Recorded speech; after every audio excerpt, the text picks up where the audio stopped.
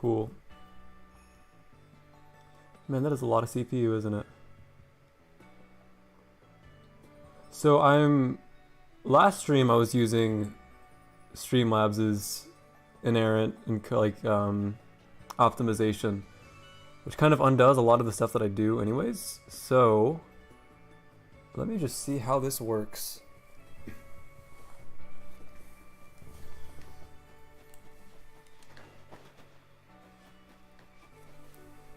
Let me go into performance mode. Let me just check to make sure that I am actually streaming real quick. It does say that I'm streaming. Let me just check it out on my phone to ensure that I am good.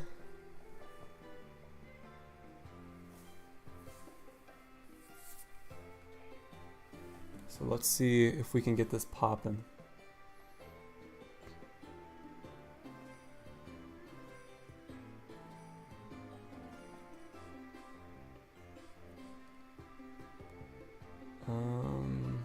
YouTube. Not that. My channel. I've got 2 viewers. My channel. Yo, I'm streaming. Let me see how this looks. My channel. Yo, I'm streaming. Let me see how this looks. My channel. What's up, Hero Brian? It is the fella. I am a fella. I'm not a lass. So I'm playing this game for no reason. Definitely not. There is definitely no reason that I'm playing this. It is not for research. It is not to remind myself of certain things about the game. That would be so foolish of me. Why would I play this game for research? Like what? What does that even mean? So I'm just playing this randomly, and I'm streaming it randomly. There's no conspiracy here. Nothing is happening that you need to be aware of. I'm just going to mess around with this game and have a good time. So what I was thinking about doing, for no reason, not to emulate the beginning of the game because I forgot how it goes. Yeah, this is definitely just for fun. It's not like I'm working on anything that necessitates me coming back and playing this. Nothing like that. A level 4 Ponyta. Sweet. Ooh, a level 7 Zubat. Let's go. Let's see here. Ooh, you know what? We're gonna go a little spicy with the Beautifly. Varel, what's up, man? It's going well. Nice to see that you're back. Always appreciate seeing the same people kind of come through on the different streams. That's going well. I'm trying to think about what's like happened over the past day. When did I stream? Was it Monday? It was Monday, wasn't it? So I got a YMCA membership. Got to go to the gym, got to get buff. The lady there, so I showed up like before I got a membership because I was just kind of curious to see how it worked. And she ended up saying like, oh, if you wait a week to join, because like there's a down payment, you have to pay $100 to join first time, which is like not cool. So do you like a Hoppo Berry?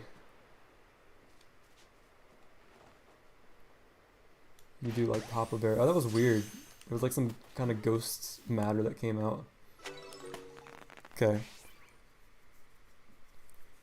So she was like, instead of having to pay $100, if you wait a week, we actually are going to give you a sale for half off. So that lady saved me like $50. If I hadn't shown up, I would have just signed up online. It's been $100 on the down payment.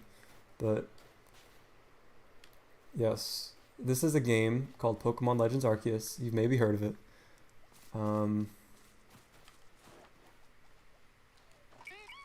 What's up, mate?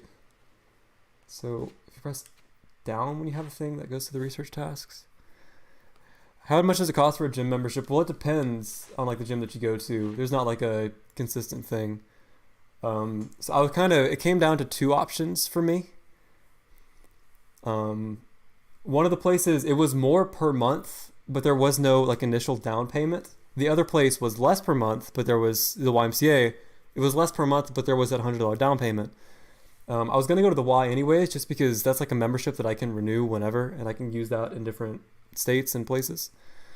So I was gonna go with that anyways, but now that she told me about the deal that they're having, weird. Why would they want to save money? Well, yeah, I was thinking. I don't know. She was just nice. I think they try to do it to incentivize kids to join as a summer thing. Jatine, yeah, what's up? Going crazy in Quebec.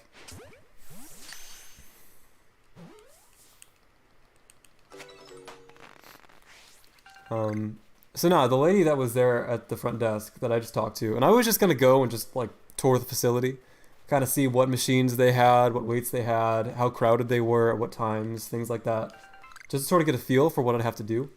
But she was like, yeah, like, you know, we're doing this thing, where if you wait until like March or May, what is it, 17th? I don't know the exact day, 16th, somewhere around there. It's cheaper, so I was like, I'll thank you. Her name was Lori. All the homies love Lori. So, okay.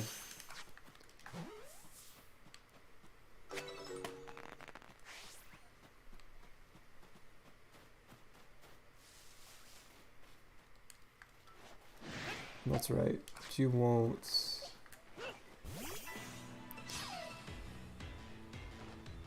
Is it true stores repair Joy-Con drift for free? Well, I don't use Joy-Cons ever.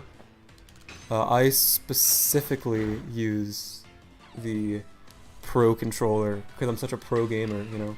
Mooney, what's up, my guy? How you doing, dude?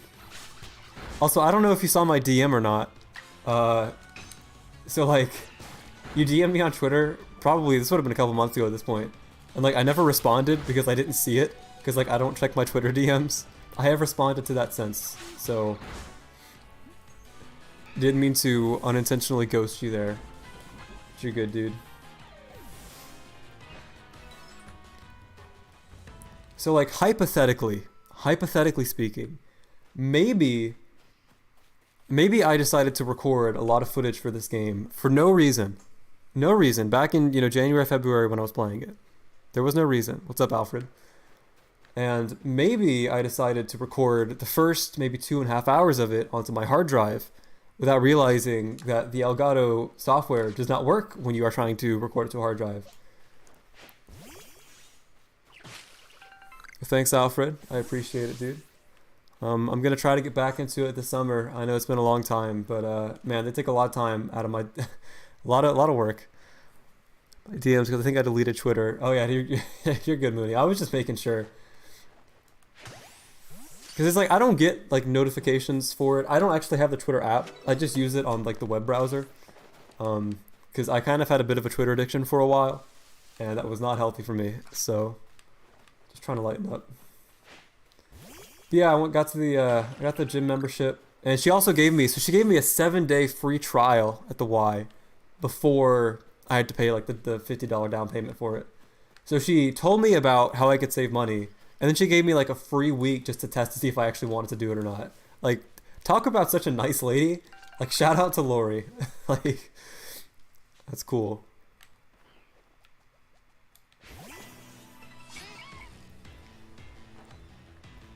So again, like, hypothetically, if I lost my first 3 hours of footage recording this game, which again, you know, maybe I didn't even record footage for this game. Like, why would I? Well, what would be the point of me recording footage for this? And maybe I'm trying to go back to some of these starting areas with low-level Pokemon to show off certain things. Maybe.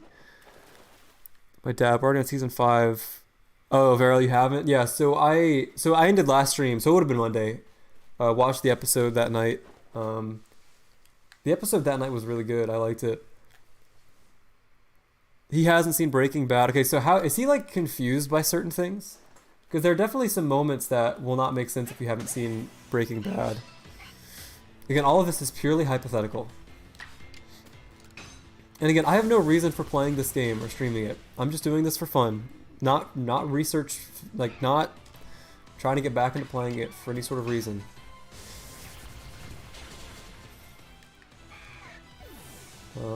Yesterday was pretty light. I hadn't do much yesterday.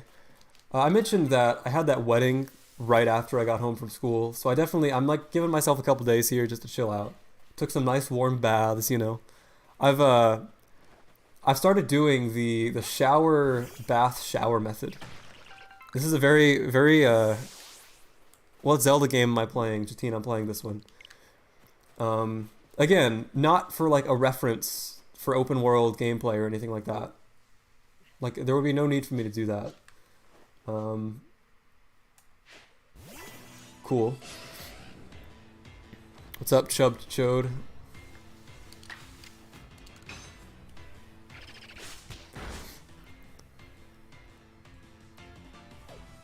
Skills partner, yeah, and Vero, there's also there's that fountain that Gus has that's like, I think it says Dedicado a Max, and it's like dedicated to Max, which is his partner. And if you haven't seen that episode, I want to say it's the episode, I think it's called Hermanos. It's in season 4 of Breaking Bad. And like, you don't understand what he's talking about.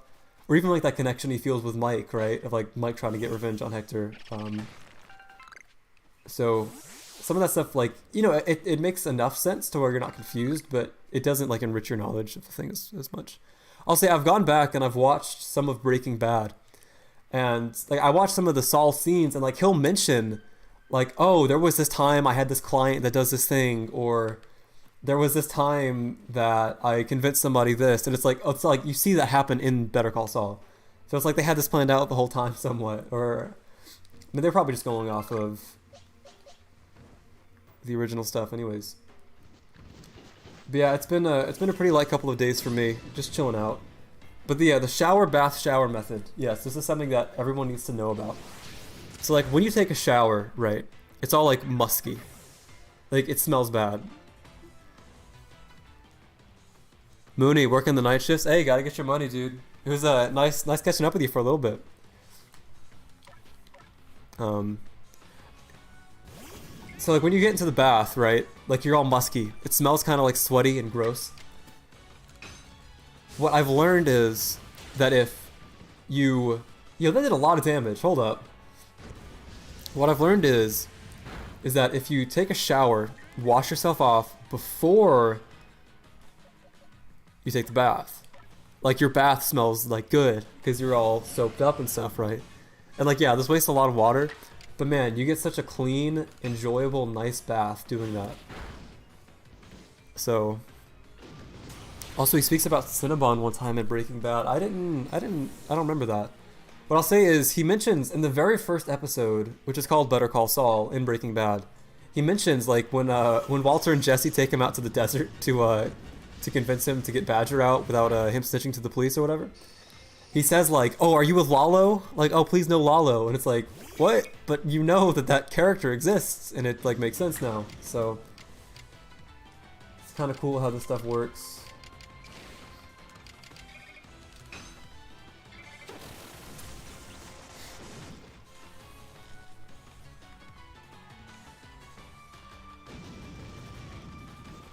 What's up, bro? Yeah, get out the way.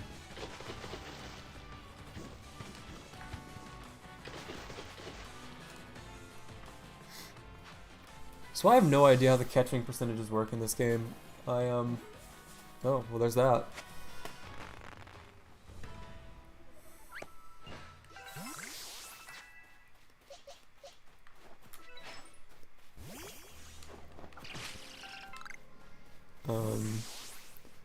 I plan to see Breaking Bad again with my father too. Yeah, it'll be interesting to see all of like, the little links between that and Better Call Saul. It definitely does enrich your knowledge of a lot of characters. Like all the scenes with like Gus and Mike just have a lot of depth to them that they didn't have before. Okay, so I think that Bidoof was sleeping. What's up, bruh?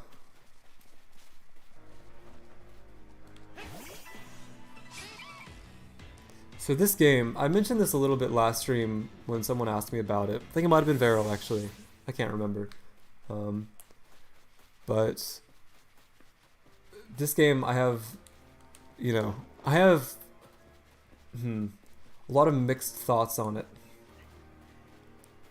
And some of that I don't want to get into Not because I'm saving to talk about it later. Not because of that. Just because I'm a very secretive guy, you know. Can't give away my cards too much. Because this game definitely does devolve into I'm gonna run around. Like, even like, what am I doing right now? I'm just running around, doing nothing. And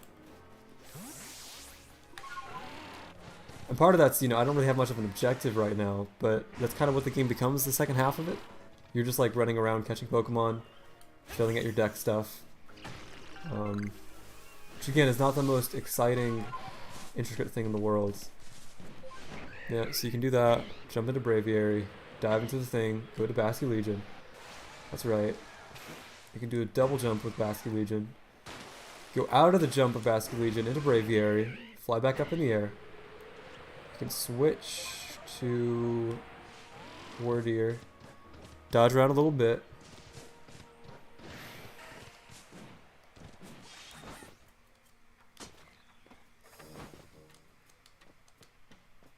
It's kind of relaxing playing it. This is a very chill, relaxing game for sure. This is not like I'm going to die a bunch and die and struggle.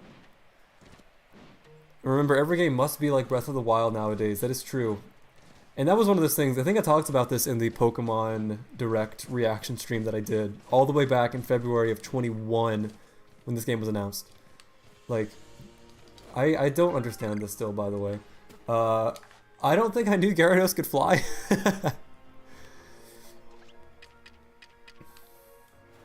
Alright, come here, bro. Look at those 7 frames a second.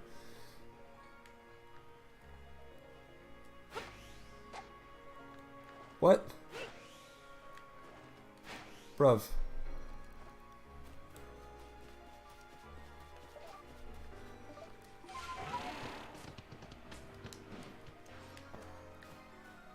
What I'll say is I might, and again, this is not for backing music for a video.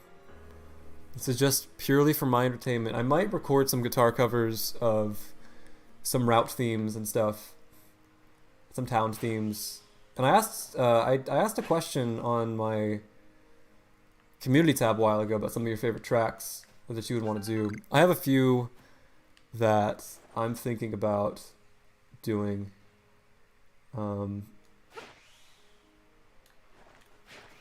Okay, I need to go closer. So can you like if I wanted, okay, that doesn't work. I was thinking like Breath of the Wild, like, you know how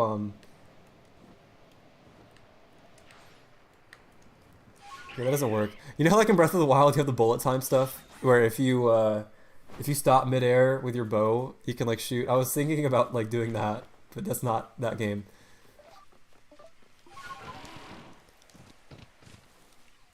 Bro, last time you used a guitar in your video, I had no idea it was you. That was the Pallet Town cover that I did.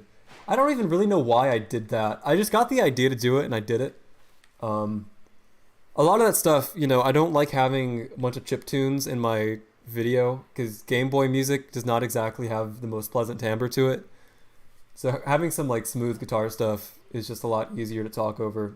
Bruv.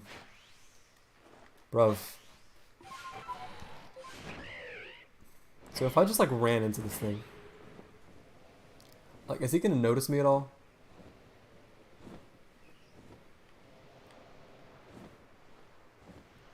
Guess not. He's just too cool for me. Mooney, you're back. Was that your night shift? Are you done for work already?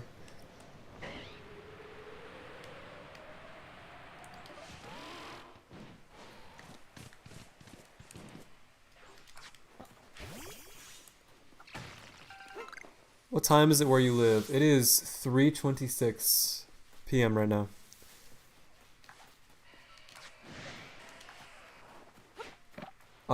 Tonight I'm gonna play some volleyball with my friends. We always like to do that over the summer. We've got some sand courts over near here, and it's always a good time. We're not amazing or anything. It's just a fun thing to play. To catch Gyarados is to stand on the jig cliff next to it and throw jet balls or wing balls. Yeah, Jatine, East Coast gang. Imagine being in like Europe or something. Couldn't be me.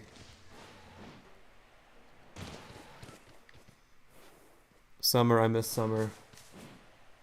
Well, we're almost there, dude. I love volleyball because of haiku. Is that like a... That's not like the haiku poems, is it? Can you explain to me what haiku is? Oh, the big cliff. Okay.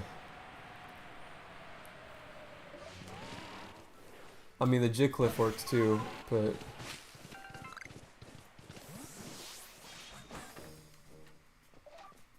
Oh, anime? It's always anime, isn't it? We were talking about anime yesterday a little bit. I was talking about how Cowboy Bebop was a really good show for me. The OG one, not the Netflix one. The Netflix one is see, I don't have the adequate facilities to catch this thing anymore. I wasted all my balls. You know, the Netflix Cowboy Bebop show, you know, they canceled it like after just the first season. And I think they were going to plan to kind of redo. I mean, you know, it was an interesting mix of kind of stealing ideas from the original show and also doing some weird new things with it.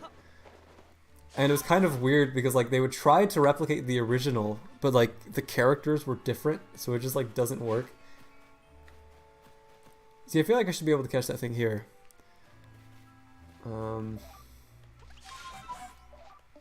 But you know, the advantage to that with the Netflix show is that I wouldn't have watched the original otherwise. So there is a benefit to everything. It just stops. You're not gonna fight me, dude? Whatever. And the main thing with the Netflix show isn't even like the characters or like the writing. And don't get me wrong, that show is corny as hell. It's more just like all of the awkward Dutch angles and how bad it looks. It's just like they were like, I don't know what to do here. Let's just tilt the camera. And once you notice it, you can't not notice it, and you realize that every shot is just like a Dutch tilted angle, and it looks so janky. But no, it definitely is like it's really cringe. I like you know, John Cho's a cool dude, and I like some of like the set design for stuff, but it definitely tries too hard to be funny, I'd say. And there's nothing worse than something or someone trying way too hard to be funny, but just like not doing it. Like nothing in life is worse than that. Like horrible disease, famine, and drought, compared to the cringe of an unfunny person or writer trying hard to be funny. It's not that bad. So honestly, you know, I've played this game recently enough to where all of this is familiar to me. Like, I'm like, all of this is kind of coming back to me. Like, I remember how this game plays. There's also the live... Yeah, so, Vero mentioned the One Piece. I've never watched One Piece. Or, I know One Piece is a manga, right? And it's like an anime adaptation of the manga, I believe.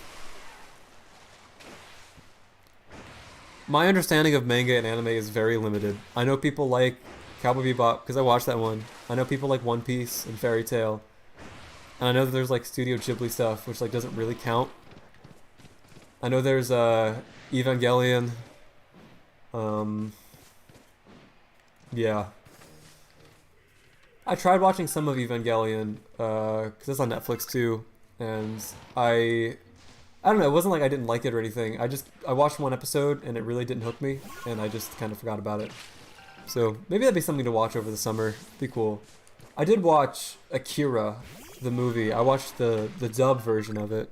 Or no, I watched the sub version of it, not the dub. And I honestly did not like that film all that much. It was just like kids screaming at each other the entire time. The art of it was amazing, and I loved the way it looked. Just like the atmosphere of it was awesome, but like the story kind of was confusing, and the characters kind of annoyed me. So I don't know. It's not. I mean, obviously, I'm a massive Metal Gear fan, and Metal Gear is very Japanese. Like, it's very Eastern. And so, you know, I can get behind that stuff. It's just it doesn't quite, I think, resonate with me as it does a lot of people that are on the internet, which is cool. Fine with that. Evangelion is bananas. Well, I know like the whole end of Evangelion film is like crazy, and all the music is like very intense and stuff. Manga artists draw manga, then it's animated. Okay. There's also the live-action Avatar: Last Airbender. I mean, I've heard about that. I don't know why they would do that after the M. Night Shyamalan movie. But... Well, Mooney, Metal Gear is a game. You don't watch it. That might be another game that I stream. You can watch Metal Gear on your PlayStation 3. You can watch Metal Gear Solid 4 especially, with its like 9. I think it's 9 hours of cutscenes in that game, compared to probably like 5 hours of gameplay. So that's a good one.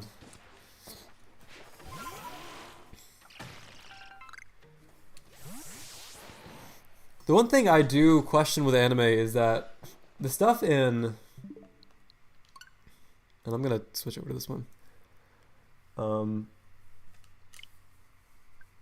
The stuff with Netflix is that I think like the subtitles are wrong. Oh, Full Metal Alchemist. I had a friend recommend that to me once, like a long time ago. Like I would have been like a 12 or something, and I watched like 2 episodes and I didn't get it. I'd highly recommend One Piece. A lot of people tend to find it slow at the beginning, but once it's pretty amazing. Good soundtrack, good fights, amazing world building, very emotional moments. Yeah, I've heard good things about One Piece. I'd like to watch some anime just because like it's a medium in a world that I don't understand all that much.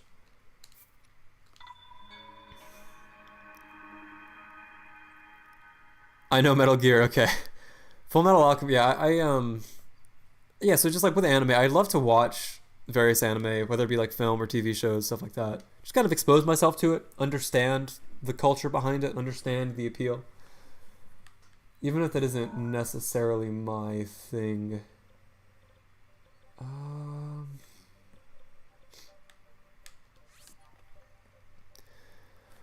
I'll be honest, I haven't even gotten past the first 5 minutes of Twin Snakes. I got stuck.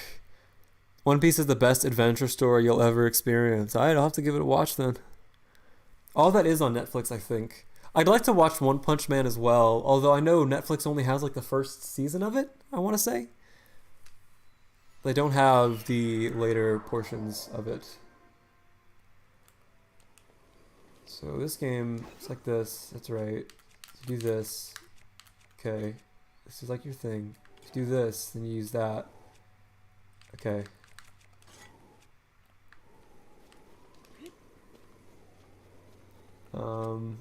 That's the to a horse. This is your map. This is all your stuff. Okay. It has been such a long time since I played this game, really.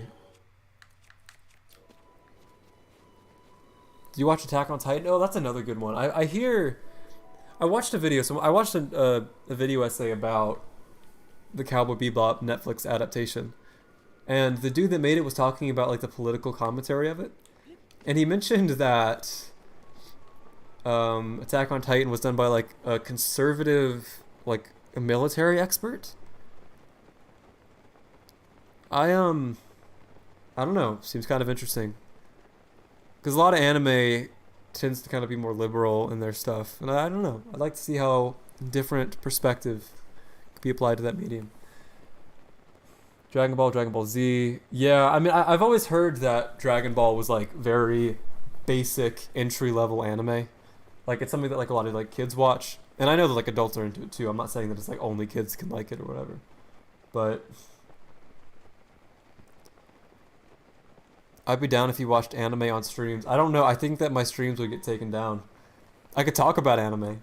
I could make video essays about it. Jack Down Surfer about to become a weeb. Yeah, I'll say like, look, the culture surrounding anime is like not my favorite. Funny story. When I was home for spring break, like back where I'm at now, I went to the mall to just get some clothes, just go shopping a little bit.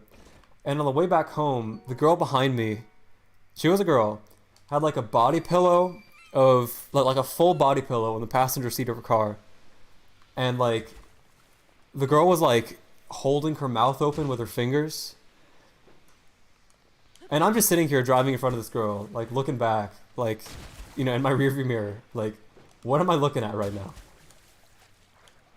Like, look, I'm not trying to judge, you're doing you, but it is a bit like, Do I want to be that guy with the anime girl body pillows? I don't know. I mean, those are extreme cases. That is very true. I mean, it's like, I mean, it's definitely, it's not, doesn't have the best stereotype to it of like being an anime fan. Um, and that has probably scared me off a little bit. I think just because so many anime fans tend to be super intense about it, which is cool. Like, I love people that are passionate about things, right?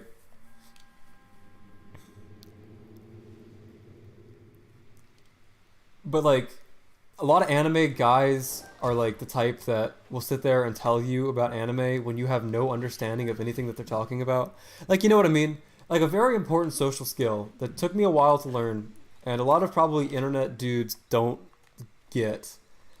Is like when you're talking to some friend or some girl or whoever or your parents or whatever about anime, they have absolutely no fucking clue what you're talking about.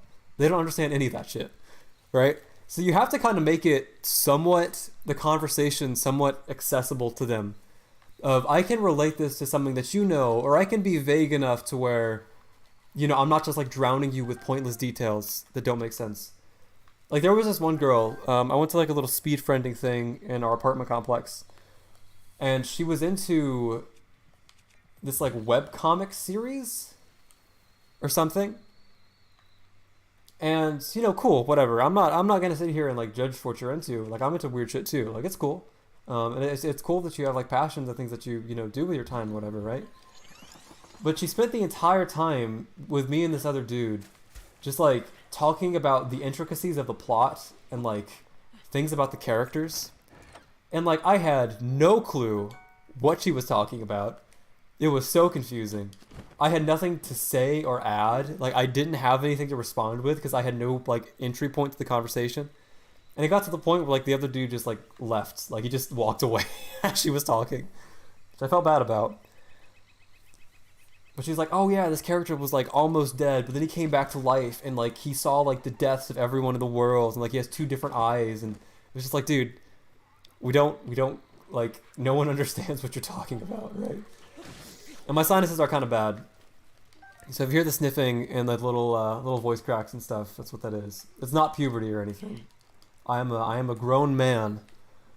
But like a lot of anime people kind of tend to be like that. And I'm not trying to roast anyone in my chat.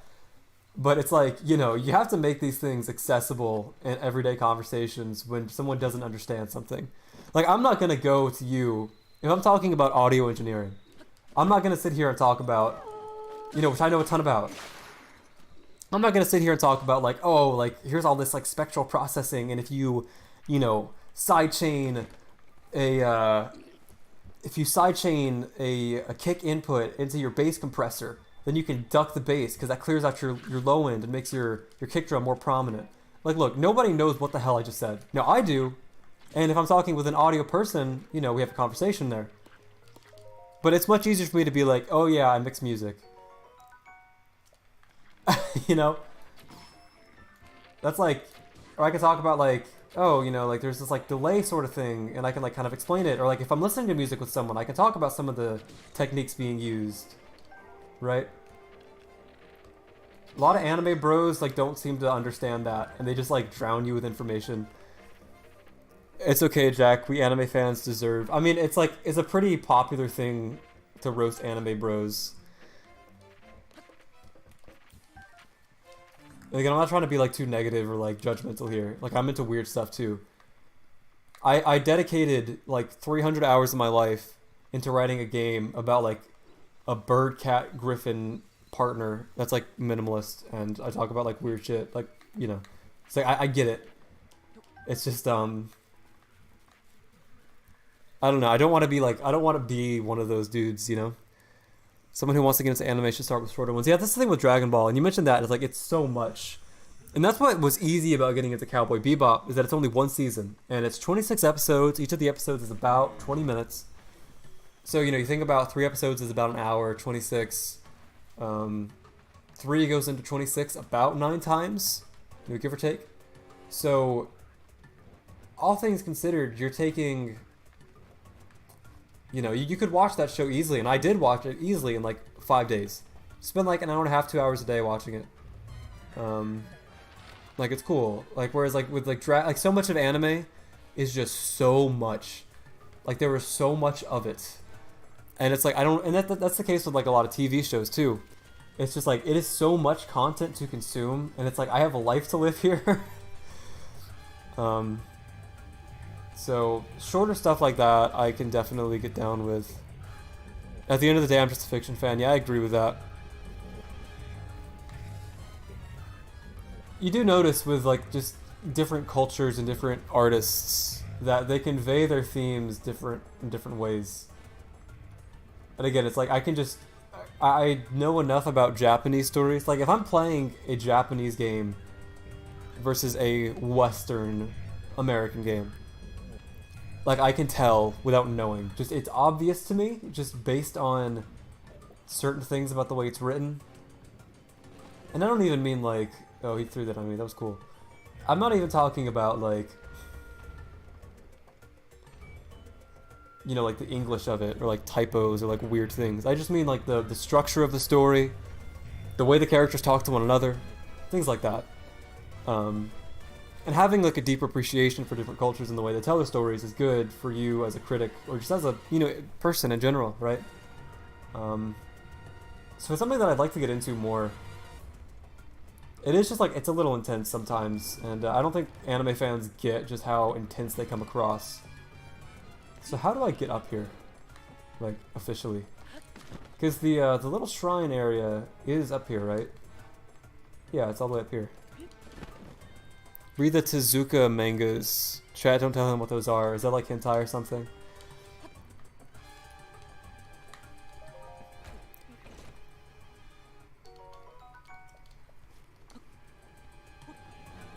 Oh no, this is different. Oh, that's right, because there are different... Okay, I remember this now.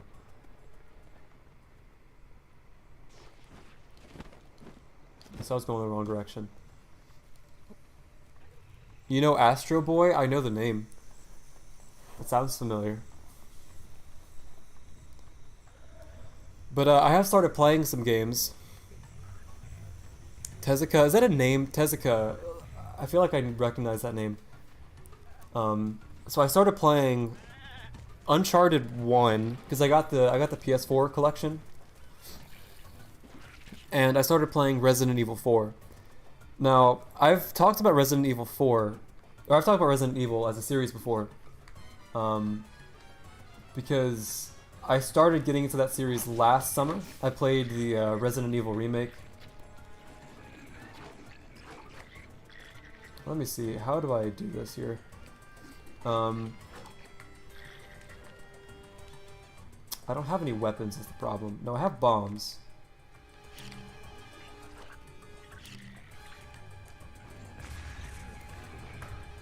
Sayonara. See, look, I'm an anime fan. I said sayonara.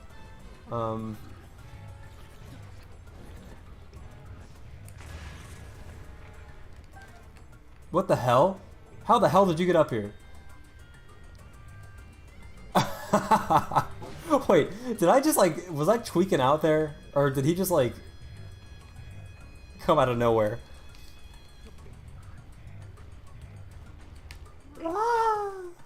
Don't kill me.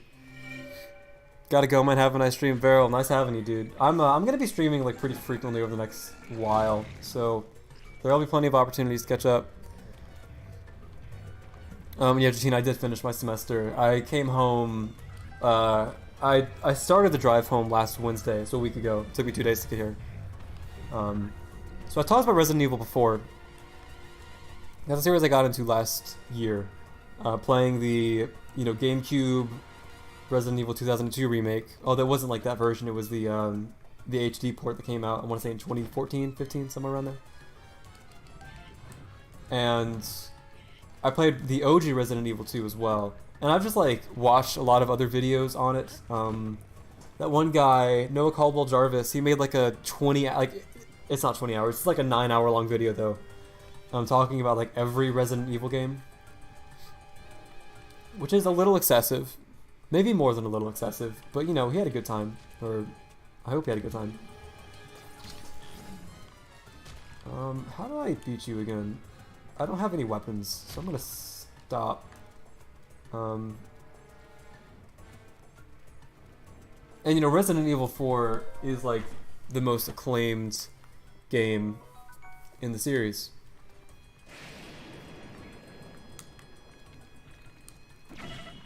Okay, please don't kill me. I am going to eat everything. And you know, I've always struggled to play Resident Evil 4 because the camera is so close to Leon. It's a game that kind of like makes me sick a little bit. And I noticed that yesterday when I was playing it. Like, it's just, I have a hard time with that game and the controls. That's always a bummer. But I'm just trying to kind of stick with it a little bit, see if I can, you know, get used to it. But yeah, I watched a complete playthrough of Resident Evil 8 when that came out last year, and I know that Resident Evil 4 was like the big inspiration for that one. So I kind of know what I'm getting myself into. I'm interested to see what I feel about it though once I get more into it. I'll say Uncharted though 1, and again I only played it for probably like an hour and a half yesterday, but man, that game is kind of boring. I know a lot of people say that the first game is like not that good and that the second one is really good. And you know, I like both Last of Us games fine. I obviously love Last of Us 2. I made the whole video about it. So I'm interested to see sort of the progenitor for those games, because I know that they borrow a lot from Uncharted.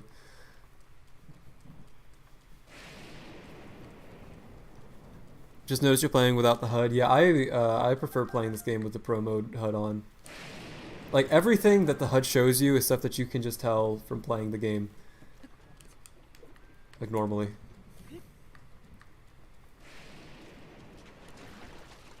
I forgot about that. You can use Cryonis in this, can't you? Yeah.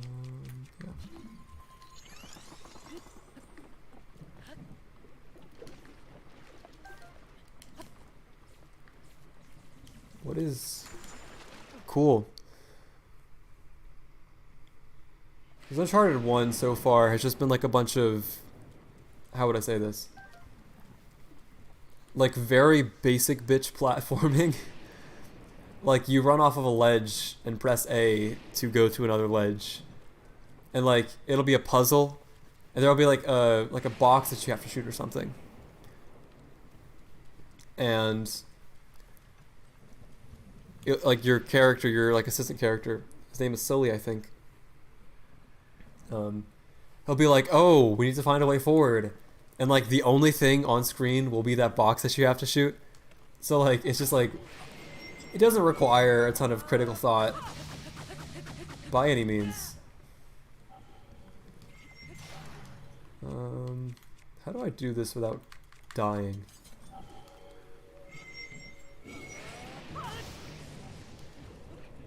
I can do this.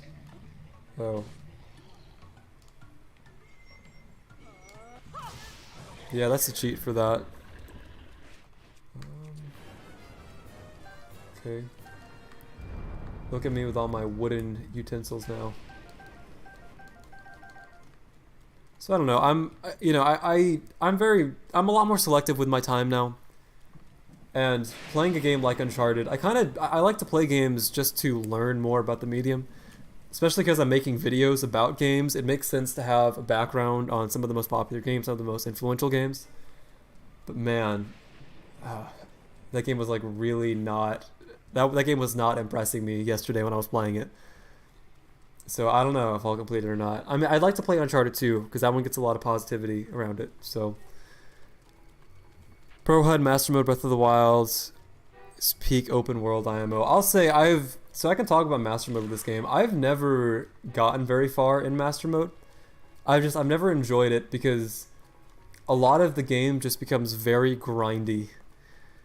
Maybe not grindy, it's just like a lot of the battles early on take so long, and a lot of the shrines with like guardians or whatever become nigh impossible unless you want to just like drive yourself insane.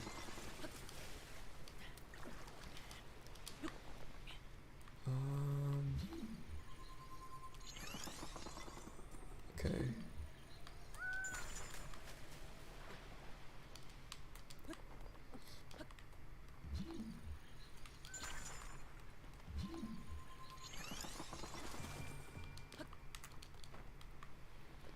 Pick you up. Yeet. Okay.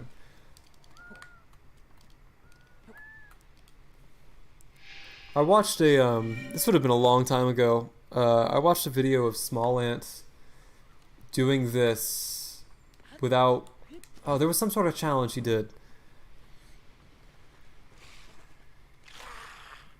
What was it? It was like you can't, like, no weapons or like no stamina or something like that. But he had to like kind of glitch his way through a lot of the Eventide Isle side quest. It's a lot of fun. How many semesters left till I graduate? Just 2 more, man. Just one more full year. Kind of wild to think about. And like I don't really want to do like post-grad education. There's no, I don't think for like an audio engineer, I don't think there's much of a benefit to it. Now, if I wanted to really get into the computer science side of things, perhaps, but I haven't really begun looking at that yet, and a lot of kids that are doing that stuff have already started it, so I don't know the time process of that. Pretty much everything in the game gets extended by master mode. Yeah, it's just, it's very artificial difficulty of everyone does more damage and they have more health, which is like the most boring way to make something difficult, because it doesn't really make anything more difficult, it just like takes longer, and you just have less margin for error. I would have really liked, I would have really enjoyed if they had like improved enemy AI, or if they had like, I think the main thing, my main criticism with this game right here is the inventory.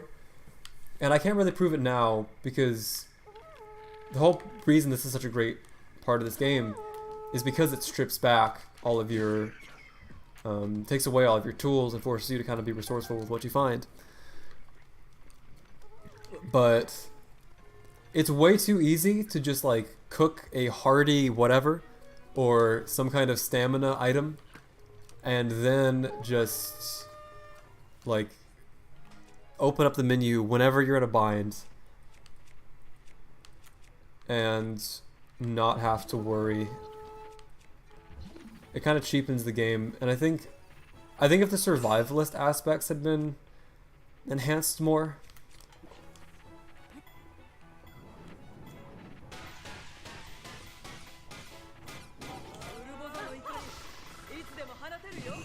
Cool. So someone just died over there, and I don't know why. So why did all of the enemies die there? Was that because of Urbosa's Fury? Did that just like happen to rip all of them? I didn't think that the radius for that attack was that large. Game Champ, I've watched that video. Yeah, I'd say over the past couple of like weeks, I've just gotten back into some of those challenge videos. So Game Champ, Small Ant, P. Caspri's another channel that I like. He does mostly Pokemon stuff. Those videos are fun. I always like the creative problem solving that goes into stuff like that. I thought about doing a challenge like that, actually. And streaming it last summer with Metal Gear Solid 5. Decided against it just because I didn't think it was really worth the time, but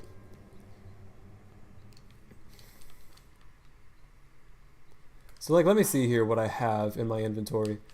Cooking.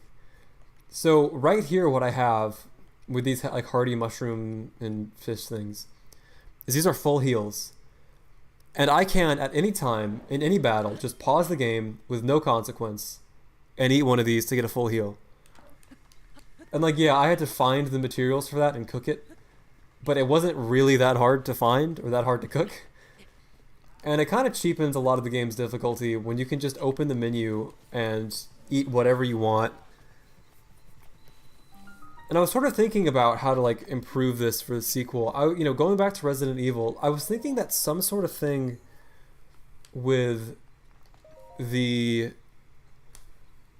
like, in Resident Evil you have item boxes and you have limited inventory. So let's say, in like Resident Evil 1, you have 8 item slots if you're Jill. And that goes towards your weapons, like your guns, your ammo, goes towards puzzle solving items. And throughout the mansion, there are various item boxes that you can deposit your items in, right? Because you have limited inventory. And I was thinking about like how you could do something like that with this game to really up the survival elements of it. Like, you know, instead of having outfits that you can wear at any time, what if you had to be in a town or something to switch your outfit? And what's good about that is that I can't just switch into whatever gear I wanted to whenever it's convenient for me. So like in this game, there's climbing gear. If I'm climbing a wall, I can just hit the pause button, change it to the climbing gear, you know, have that advantage for then, and then swap back out to whatever gear I want as soon as I'm done with that. And that sort of thing, it really trivializes a lot of this game's challenges, and it makes it really easy to take shortcuts and kind of bypass the fun. Where I feel like, let's say that you were locked into one or two outfits, and then you went to the desert, right? Like, you'd be stuck wearing your clothes that were good for the hot weather, but that means that you can't have your climbing gear. That means that you can't have your, like, barbarian gear, which is good. Wait, never mind. You can't have your barbarian gear, which is good for combat because you do more damage. You can't have some of your better defensive gear, right? You're locked into that one set because that's what you need to, you know, go through the desert. And like that makes the rest of the game and the rest of the challenges more challenging. And I think that would just be good. And I'm always looking for things to be probably harder than they are in most games. I'm not really paying attention to what this guy's talking about. Oh yeah, that's right. So I don't know, I think, and Matthew Matosis has the best video on this game. And a point that he makes is that restriction is a good thing. And you go back to Eventide Isle, like the reason that it's such a cool, memorable experience is because you're limited. Whereas a lot of Breath of the Wild, from like being able to glide everywhere, being able to climb anywhere, being able to pause the game and eat any meal that you want to whenever and switch into whatever gear you want to whenever, it does make, like it, nobody remembers soaring through the air.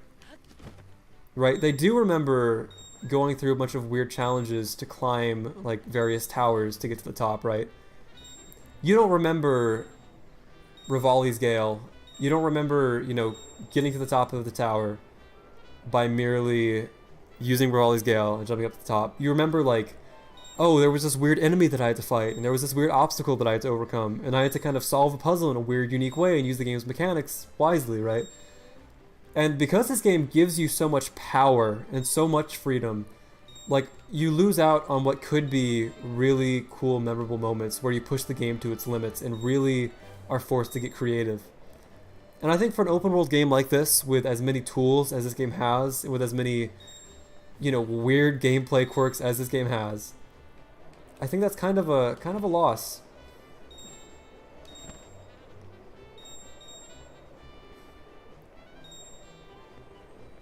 So in the future, with Breath of the Wild 2 or whatever, I would definitely love more restriction. At least when it comes to inventory. Maybe not in terms of world progression or exploration, because that's what this game does better than anything I've ever played. But, you know, wouldn't hurt to strip back just a little bit.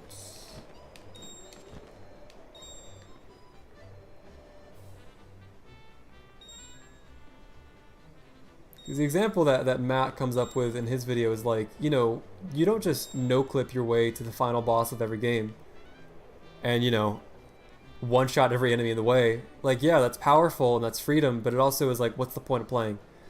Right?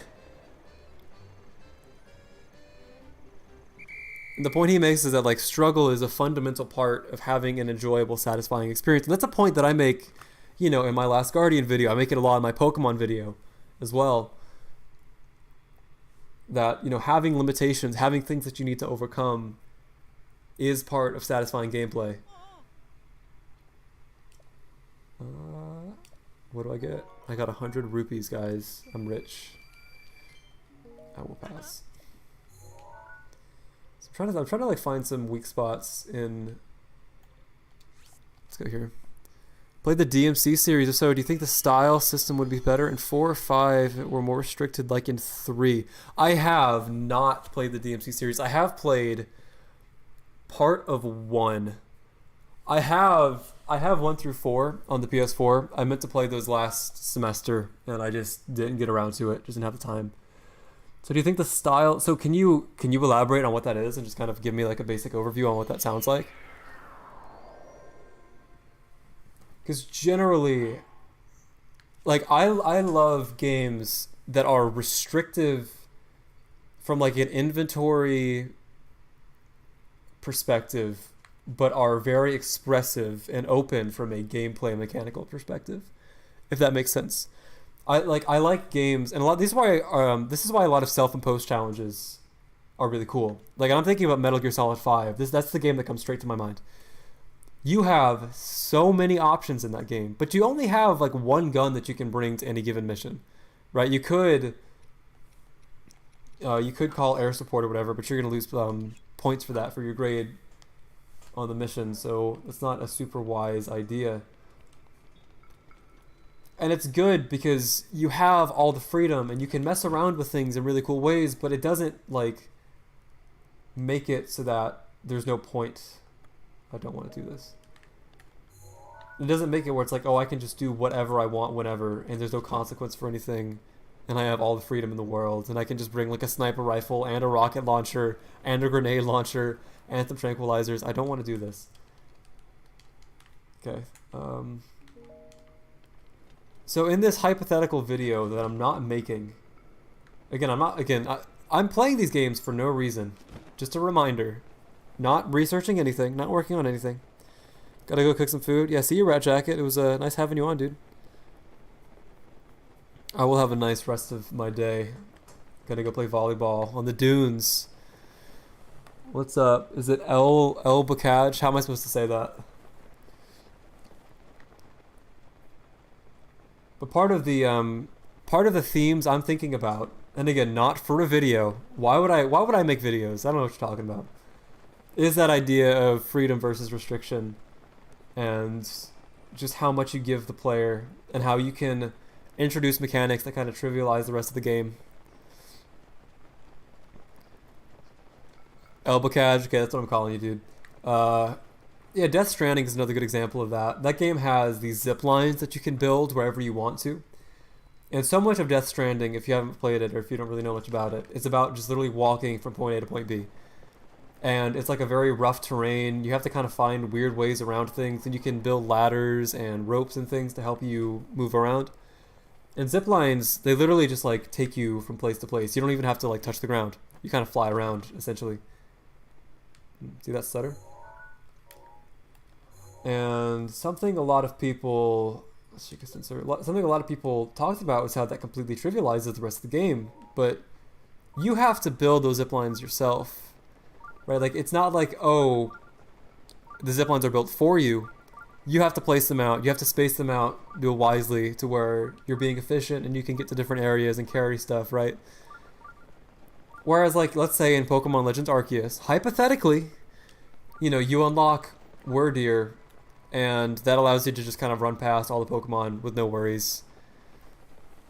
So let me see what you're saying here. In DMC 3, you can choose between a dodge button, a guard, a second melee action, or a second gun action. In 3, you pick one of them before the mission starts. In 4 and 5, they can be toggled with the D-pad. Okay, in 3, you can use 2 guns and 2 melee weapons. In 4, you can use 3 of each. In 5, let to use 4 of each. Okay. Well, I know people will say that DMC 3 is the best game in the series, right? Like, I know that's kind of like the trajectory of that franchise. I know people like 5. Maybe 5 is like the new favorite. I mean, I'd have to say, like, depending on like the way those games are balanced, it could be a good or bad thing.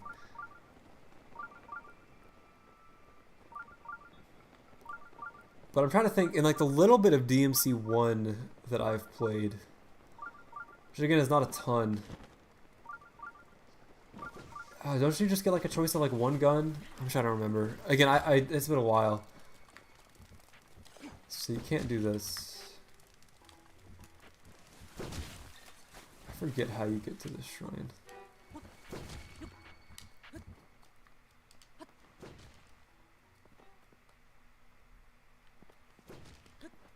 I do like.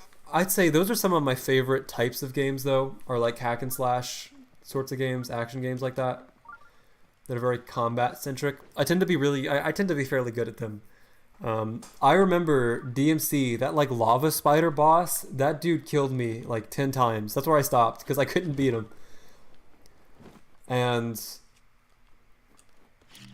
I know DMC has this weird thing where the difficulty adjusts based on how good you are. Like if you keep dying, like the game starts on normal, and if you keep dying, it'll lower it down.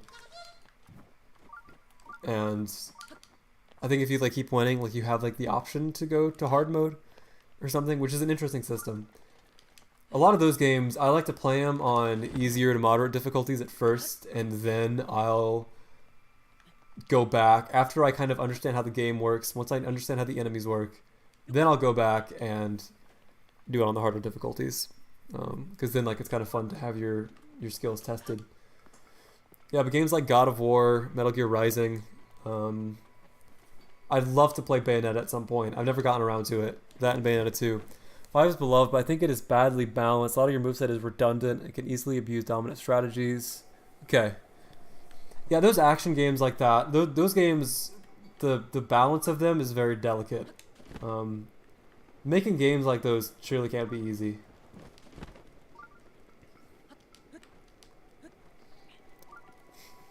Because like in some of the games that I've played, like Metal Gear Rising, I can remember. And I remember this because I played this last summer. It's very easy to just kind of find like some combos that work and just spam them. Like a lot of the combos in that game don't really have a point. So is this the one that I was looking at from out there?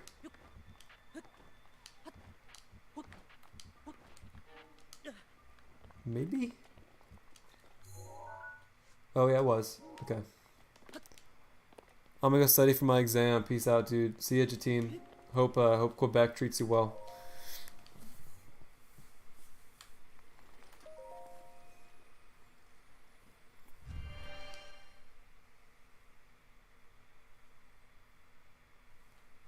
Yeah, in terms of hack and slash games that I'd like to play, DMC, those games are definitely at the top, for sure. I mean, I have the 1 through 3 collection. I know DMC 2 is a meme. And I don't know, I'd still be interested in playing it. At least just for a little bit, just kind of see what's up with it. Like, I don't know a ton about that game. I know that like it's not finished though. I'm talking about DMC 2 here.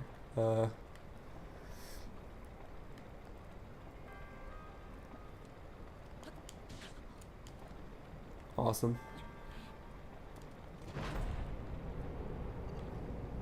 And Bayonetta. I mean, I guess a lot of Platinum stuff is kind of in that similar vein. Wonderful 101. A lot of games I'd like to get around to at some point in my life. Do I not have a shield?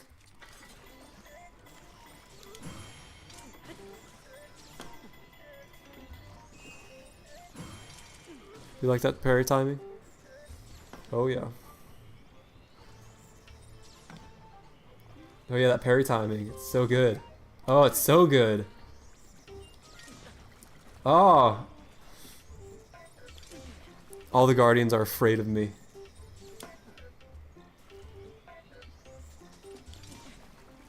Okay.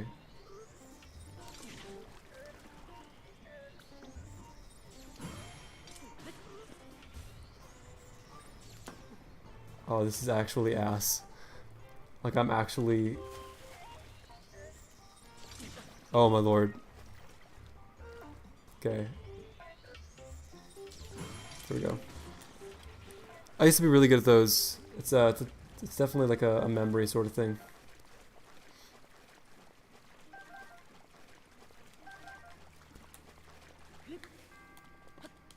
So definitely, like, another interesting thing about this game that I have enjoyed discussion about is like the quality of the shrines and the way that they incentivize exploration.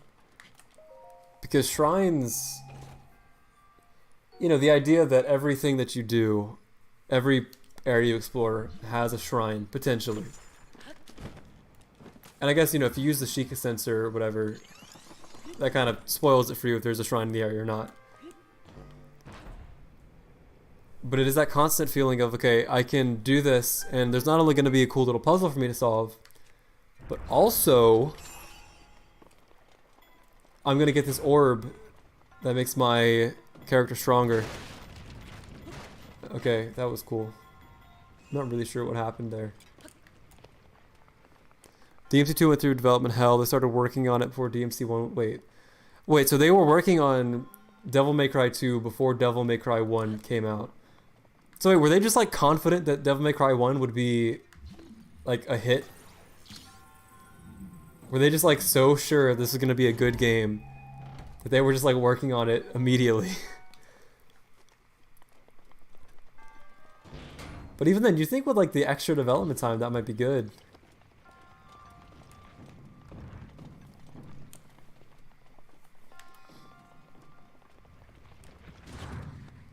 Sweet.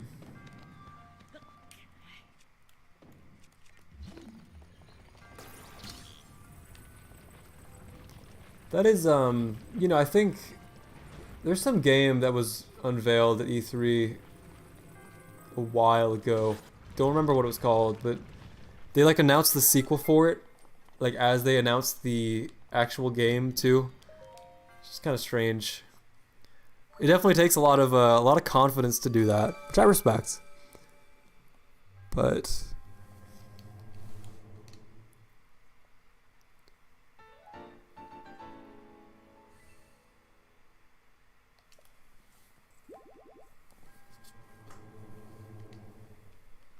I know that if you skip that cutscene at a later time, it takes less time for this to load.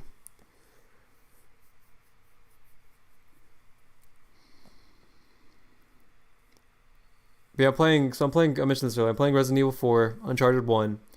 I started Celeste over the winter, and I'd like to get more on that. Those sort of challenge 2D platformers are like always some of my favorite games. I always enjoy playing them.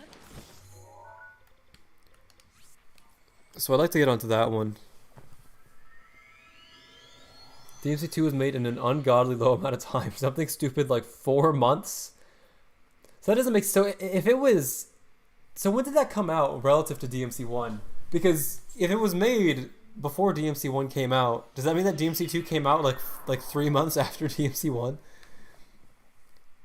I mean, I guess that's not too dissimilar to like Pokemon, but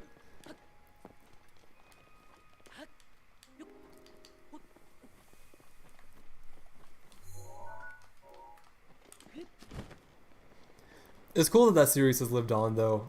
That, you know, like it was able to overcome a terrible sequel. A lot of series do not do that. Because I know people like one. It's obviously kind of like a bit of a classic, but it's not like super amazing or anything, I don't think.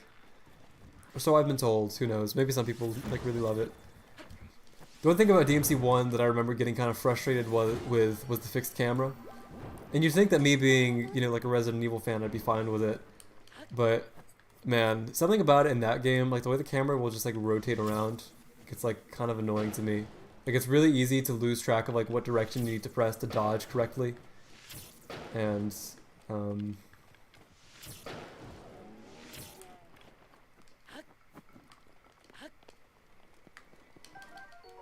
that can be a lot. But I bought a ton of games over last summer when everything was just on sale. I got Killer 7 as well. I've played a good chunk of Killer 7. It's a strange game. It's not like anything I've ever played. You don't really move in that game. Like everything in that game is literally a hallway. And it's kind of a first-person shooter, but it's also like a puzzle investigation game. Very strange. I've tried to get into Suda51's discography a little bit. I played both No More Heroes games about a year and a half ago now. And I enjoyed both of them a decent amount. I thought they were too easy, but that's like another example of a hack and slash kind of action game as well that I do enjoy. This is where the surf dude is, isn't it?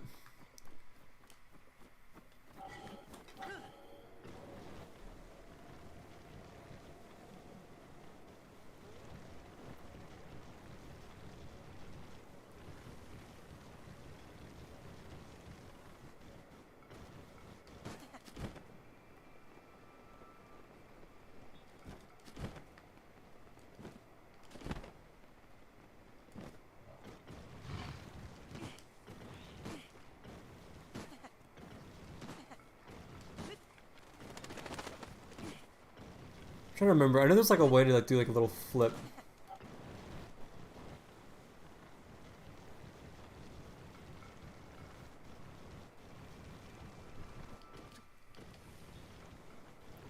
But yeah, this is very Legends Arceus-y now that I'm replaying this. The way you can kind of go from like shield surfing into gliding into like shooting something.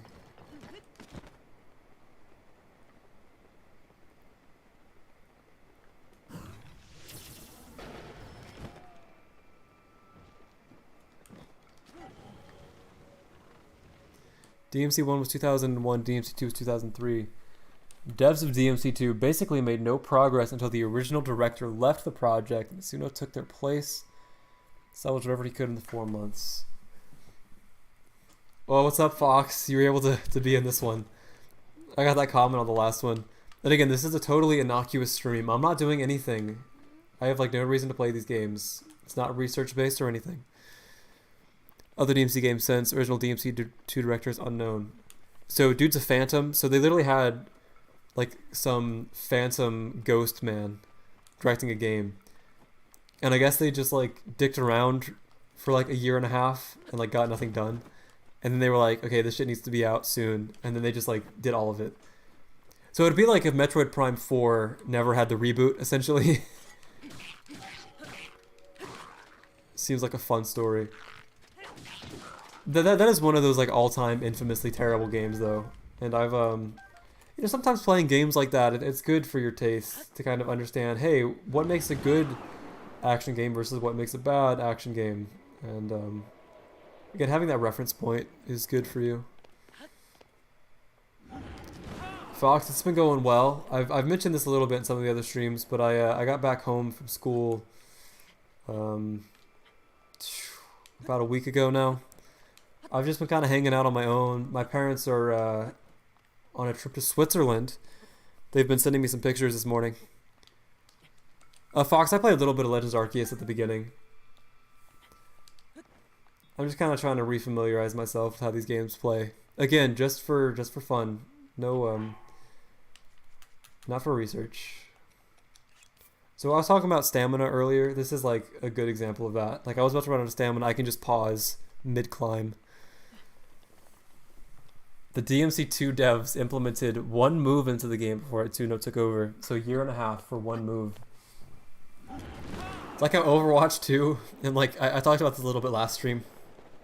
I never played Overwatch. Because like by the time I thought about getting it, like it had turned toxic. So I kind of just missed playing that game when it was around or when it was kind of popular. So where was that shrine at? It was around here somewhere.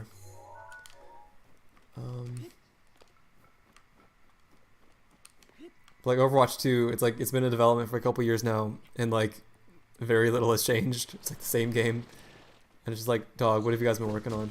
I mean, obviously Blizzard's had all sorts of nonsense with them, but you know, as somebody who has taken a very long time on projects, aka the Last Guardian video, I understand sometimes that one. Hey man, that one move, it's a lot of effort. Was it a good move at least? Like if it was a good move, it's like, hey, well they got, you know, something done. But yeah, I might play a little bit of the cursed Pokemon Sword and Shield as well. I hope Breath of the Wild 2 is going to be a good game instead of just a good sandbox. Yeah, I you know, talked about this a little bit last stream as well. What's up, Alpha and Magnus? Good to have you here.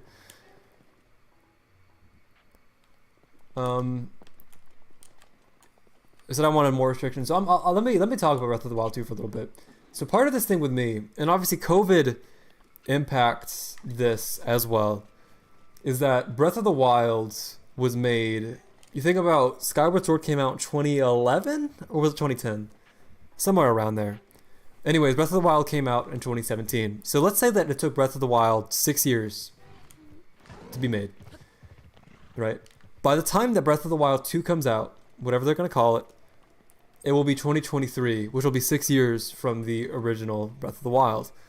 So they've taken as long to work on the sequel to Breath of the Wild as they have Breath of the Wild, but With Breath of the Wild, they had to make the new art style. They had to creatively make a new direction, new physics engine, all that stuff. Right? Whereas Breath of the Wild 2 is reusing a lot of these things. It's reusing a lot of the models. It's going to presumably reuse the engine, presumably reuse a lot of the physics and mechanics and things like that. Skyward Sword 2011. Okay, so 6 years. So, here's the thing. We don't know much about Breath of the Wild 2, but they have spent 6 years in development on something. Right? They're making something that is not necessarily a new open world, or there's going to be like new sky stuff in there. But that's not 6 years of development. Just think about all the time that they spent creating the graphics, creating the engine. They don't have to do any of that now, yet they're still spending just as much time. So all of that time is going into something, correct? I'm hoping that it's like dungeons and better puzzles and better shrines. Because that is definitely, that's a common critique of this game, is that the dungeons, the divine beasts, kind of boring. The shrines are kind of a mixed bag. Some of them are good, some of them are bad. I really hope that a lot of that time is going into having more fulfilling, satisfying dungeons. Have they, though? I honestly doubt the game will have close to 6 years of content into it. Well, that's where the COVID stuff comes into play. You never know how much time they took off or how that worked for them. Maybe they took a year to implement a move. Maybe. The thing with them, the thing with the Zelda team is I have trust in them, right? They have shown me that they make good games, high quality games. So whatever they're doing, it'll be good. Or at least I have faith that it'll be good. Oh, this is one of those tests of strength.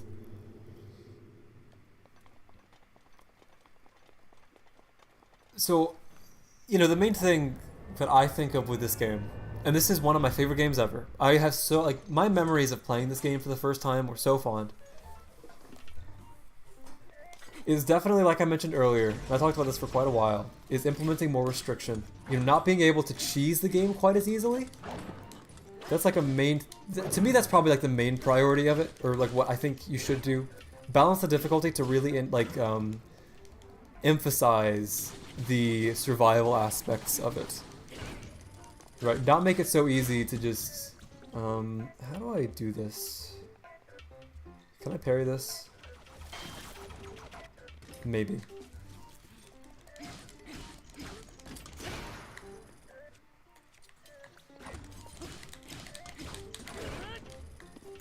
Yeah, it is a very similar thing to Pokemon, although this game is significantly better than any modern Pokemon game.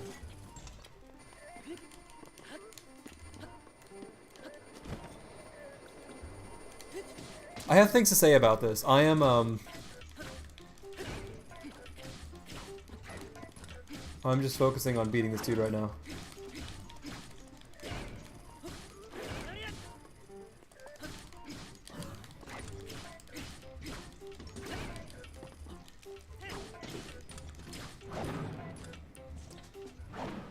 They should make the Flurry Rush trigger harder to trigger. Yeah, the Flurry Rush trigger is weird in this game. It doesn't really make any sense.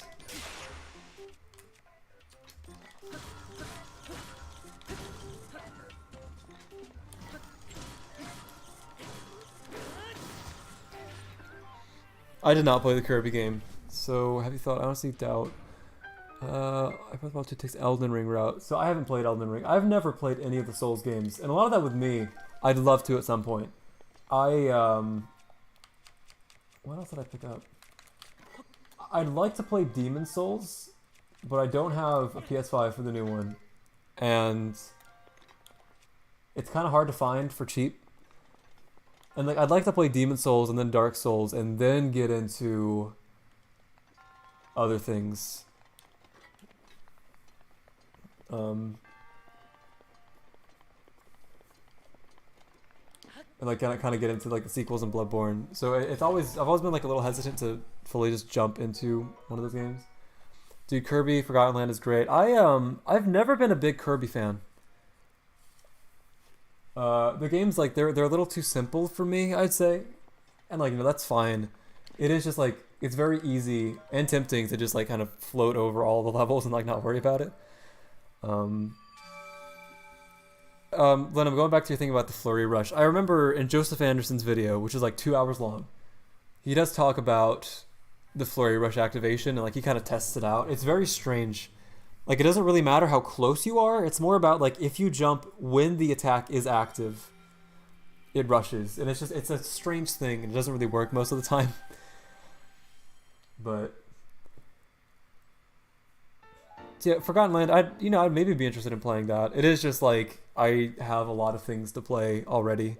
I have so many games in my Steam library that I haven't gotten around to. And no, Magnos, my Last of Us video was my first one, and the Pokemon video was the second one. I actually, that's kind of true. When I was like a really young kid, like 13, I made some videos. They were countdown videos, technically, which is like top 10 boss battles in games, top 10, such and such of whatever. And I mean, I was like 13, so I had like a bit of background in script writing and editing and things like that, but not really. And that would have been like 6 years before I made the Last of Us video. So no, that was my first like legit one that like I really worked on.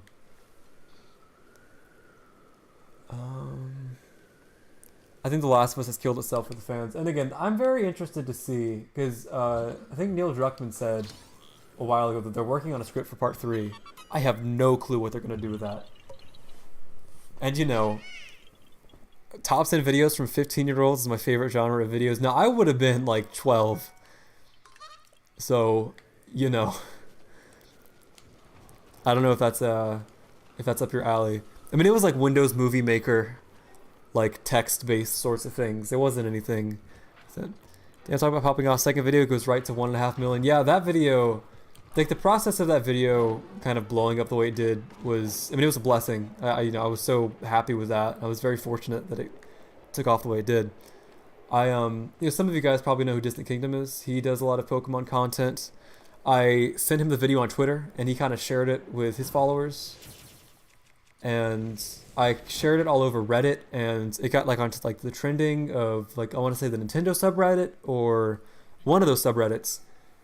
And it got a lot of attention from some of that initial exposure, and then like YouTube started recommending it all over the place. So Last of Us is the Brie Larson of the gaming industry. That's an interesting analogy. I think The Last of Us is okay. Never shame they never made a sequel. And again, I love The Last of Us 2. That game means a lot to me. I understand that people don't like it, and there's some very valid things about it. So yeah, Magnos, do you make videos if you mentioned you being jealous? I kind of just saw that part of your comment. Because I'm always willing to like kind of help people strategize how to become more popular. Actually, one of my friends like at school, he's a big philosophy dude. He's minoring in it. He was talking to me about like wanting to get into video making for that.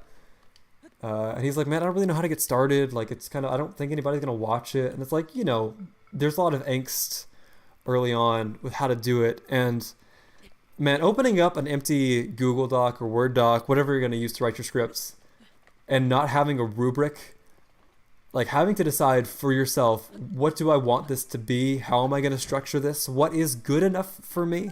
It's overwhelming at first, for sure. I'd always recommend kind of using other videos and other creators as like templates, right? To where you, not like stealing ideas or like stealing sentences, but I've mentioned this before. The Pokemon video is based off of a Narrow video about Metroid, actually. Because in his Metroid video, he spends the opening bit talking about, why Super Metroid and Metroid Prime are great. He spends the middle section talking about why Other M is not good, and then he talks about like Samus Returns, that 3DS game, and talking about like, how that was better, and I was like, was a return to form, and how the future of the series could be better. And even going into like Metroid Dread, those themes are still prevalent. That's exactly how I structured my Pokemon video. So kind of using that template, not like stealing his ideas or like, infringing it, but just stealing the structure of it, having something to kind of go off of to keep you grounded in that. It's always a good idea.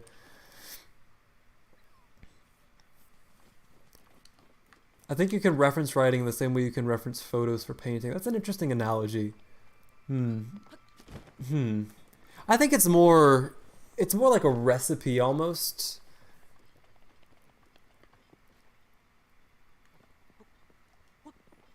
Hmm.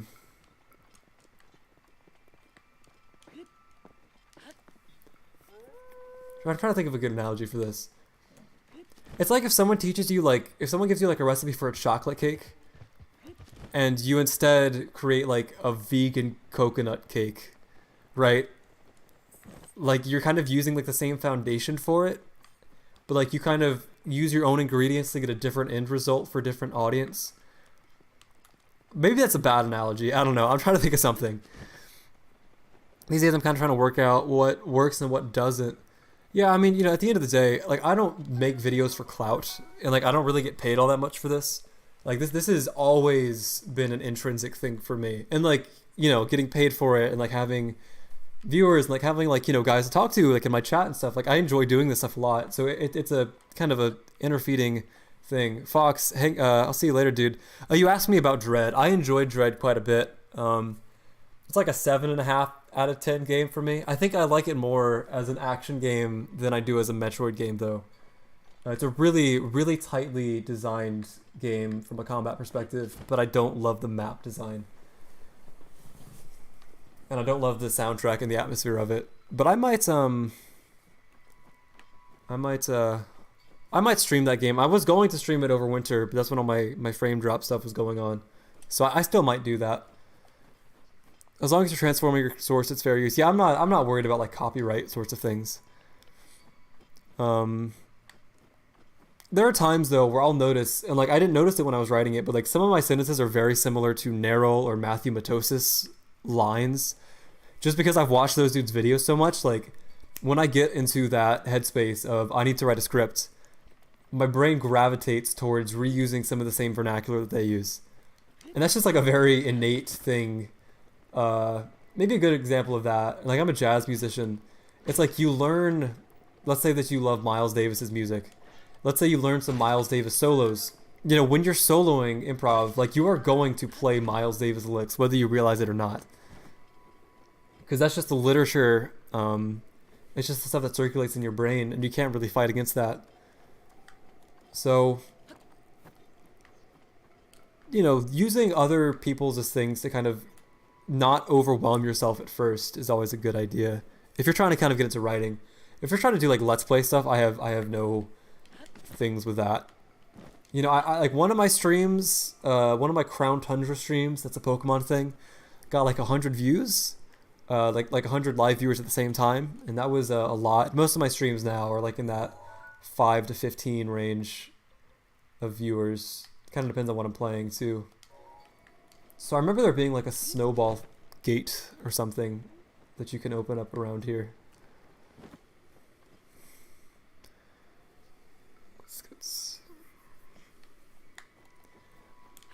But yeah, it's interesting how many people have a passion for video making and like how many people want to make YouTube channels. I've had like quite a few friends mention it to me, like when I talk about my videos or whatever. They're like, "Oh, I've always kind of thought about doing that," and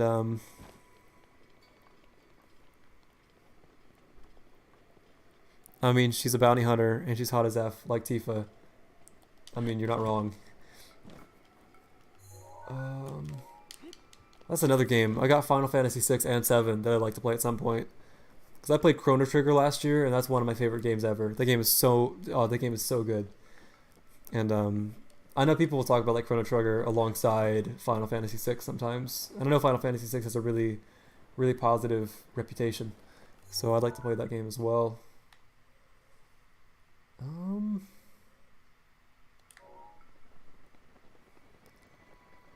I think people very often underestimate the process of video making. Yeah, it's a very intensive thing. I mean, I go overboard with it. I put way too much effort and time into my videos, and I'm always happy with them. Like I haven't made a video like with my Last of Us video or my Pokemon video. Like there are things that I would change if I were to make them now. The Last of Us video especially, that video would be very different. But like I'm happy with it because I know that at the time, given what I knew, I did about the best that I could. And I don't really think that's true for a lot of like video essayers. A lot of them kind of just will write to write, and they don't really have like a point to what they're saying, and they just kind of like talk a lot, and they'll just make these like 5-hour long videos with no takeaways. But YouTube is so censored happy. I haven't had any issues with YouTube censorship, and a lot of that stuff, I don't curse in my videos very often. I don't have to worry about that sort of thing. I mean, there's not like a ton of super explicit content. I guess with like the Last of Us 2 video, that game obviously has a lot of violence. Yeah, you Alpha, you were making that reference. I don't know if it was like meant to be a Last of Us reference, but I know that they were taking down videos talking about the game like when it leaked, which is, I don't know. I don't really know the legal grounds of that. But the leaks of that stuff did definitely change the trajectory of that game's reception. When I stopped putting 100% effort into videos, my view numbers improved, ironically. Well, YouTube is about volume. It's about quantity, not quality, right? And I operate, and this is something that's changed within me, honestly. I used to be very much a perfectionist. I'm not much anymore. I think the last Guardian video was a big reason why I'm not, actually. But it does encourage you just to pump out stuff every couple of weeks. Because, you know, like when I'm streaming, like I've lost probably 30 subscribers over the past couple of days. Just you know, because people like forget about me. And, like, that's fine. Like, I don't take that personally or anything. You know, they'll watch the Pokemon video, subscribe because I, you know, get them to subscribe. And they kind of forget about it because I don't upload enough. And that's like, you know, it's fine, but it's not great for building a sustainable audience.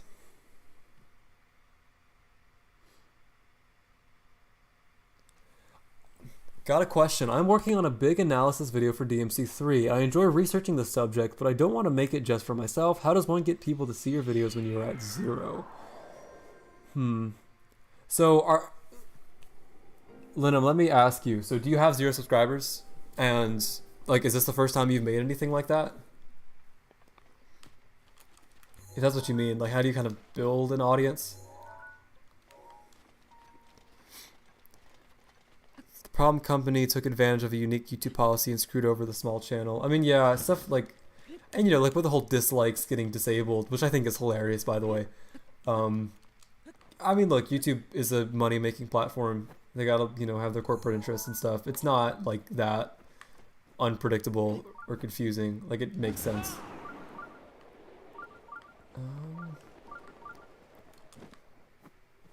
Because definitely that's the sort of thing that Lena, that's always a struggle, is for me, like, I put so much time into that Pokemon video, so much time, well over probably 150 hours of work or so, somewhere in that ballpark. And I had 3 subscribers. I had 5 subscribers at the time. Like, 4 of them were my friends. And I had no idea, like, if any of that was actually going to go into anything. And I was very fortunate. I was so lucky that that video kind of did what it did. Technically 20, but this might not make a difference. I made and deleted a terrible Sonic video in 2018. Also doubt this makes much of a difference. Reddit honestly gets my videos some views, start them off. Yeah, so the thing with that is, you know, to start your channel, I would make something that people are going to watch. What does that mean?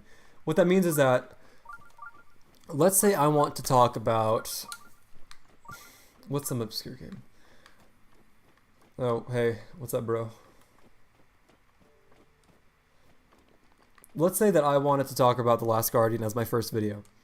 Now, that's like a somewhat popular game, but it's not especially relevant. It's not something that a lot of people like are gonna care that much about, right? If I'm some no-name YouTuber with no subscribers and nobody's ever watched me before, they're not gonna click on a they're not gonna click on some Last Guardian video, right? Unless they really care about that game. But there are comparatively few people that care about The Last Guardian than people that care about Pokemon, right? Pokemon is like the biggest franchise in the world. Everyone knows what Pokemon is. Everyone has played Pokemon Go, or they've played some sort of Pokemon game. And at the time, right, that I made that video, Sword and Shield was very controversial, very divisive, lots of arguments about it, right? So I made something that was relevant, that people had, you know, familiarity with, that people are going to watch. Last Guardian, now it's a PS4 exclusive. It's not a mobile game. So like, you know, when I made my Last Guardian video, that video has like, I want to say like 3,500 views. Very small. And like when I made my Last of Us 2 video, that video had about 150 views maybe? A lot of those were me and my friends before the Pokemon video came out and my channel got bigger. So there's like an element of patience with this, but at first, really think about popular games that people are going to want to watch you talk about, right? What's a relevant game right now? Or like a relevant thing that's going to be coming out that you have something interesting to say about. Because like the problem too is that, like, let's say that you want to make a Breath of the Wild 2 video when that game comes out. Okay, like, yeah, that's great. But 20 billion other people are going to be making Breath of the Wild 2 videos at that same time. So you're not really going to stand out from those more established channels as well. It's a delicate balance, and you're not, there's no surefire way to have a video do well. The main thing that you're going to have to do is get something that's relevant, and what I would do is just advertise the hell out of yourself. Go on Reddit and post your videos. Go on Reddit and get your friends or people that you know to post your videos. I'll do it for you if you want me to. Like, dead ass, I'll do it. Go on to Reset Era and post your videos. Right? Go on, just find community forums of the game or the series that you're talking about, or things that are relevant, and try to get your video promotion. Because once YouTube sees that people are watching your video and clicking on your video, and people are interacting with your video and commenting on it and liking it, then they'll start feeding it into people's recommended feed. And then, you know, you'll be fine. And sometimes that stuff can take a long time. My Twin Snakes video did not do well for the first month. That video had no views. And then a bunch of people came in there, like a bunch of people found it and started commenting on it. And then it's like, oh wow, YouTube starts recommending this to people, right? So you have to find ways to get your audience to interact with it, and you're going to do that most well, or, you know, you're going to be most successful with that when you make videos that are going to spark discussion. Okay, I'm going to make a Pokemon video, and Pokemon was very controversial at the time. I'm going to make a Pokemon video really breaking down why people don't like the Sword and Shield game, why some people do. And like people in the comments were disagreeing with me, and they were disagreeing with each other, and there was, you know, all that is it's interactions. All that is people making it easier for YouTube to recommend your video to other people. You subbed to this video because of the Metal Gear video, yeah, and that video, again, it was dead in the water until people started commenting on it and people started disagreeing with it. And, you know, that video, again, there was this context of, there were a lot of rumors at that time that Blue Point was going to remake the original Metal Gear Solid game. And I framed the video in that way. But it's relevant enough to where, okay, if you're a Metal Gear fan, and Metal Gear fans are so passionate, Metal Gear fans are the type of people that are going to go on the internet and watch videos about Metal Gear, right? Same thing with like Dark Souls. All of those videos do well because Dark Souls is the sort of game that people are going to love to play, and then they're going to want to go online and talk about it, right? So having like that kind of relevant context, and I'm talking about something that a lot of people are passionate about. You know, that's always kind of a recipe.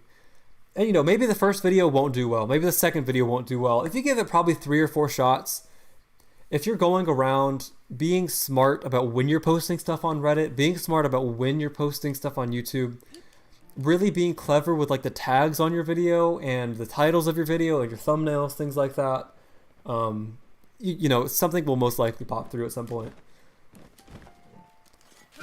And like, I'll just tell you, like, it's awesome that you want to work on a DMC3 video, but how many people, not knowing your channel, are going to want to watch a DMC3 video, right?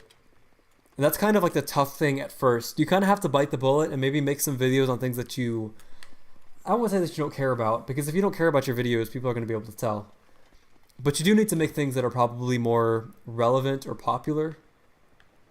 at first, and then once you have the following and once you're consistent enough, once people like just your opinions on things, then you can talk about DMC3.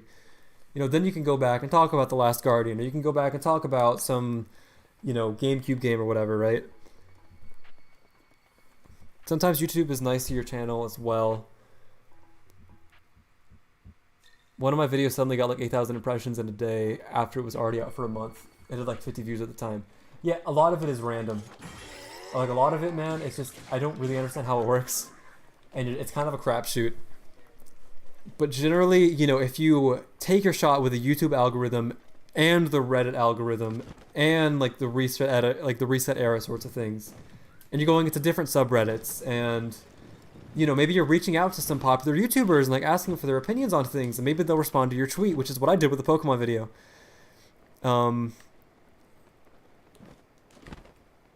So, you know, there's lots of ways. Just you have to be very proactive in advertising for yourself.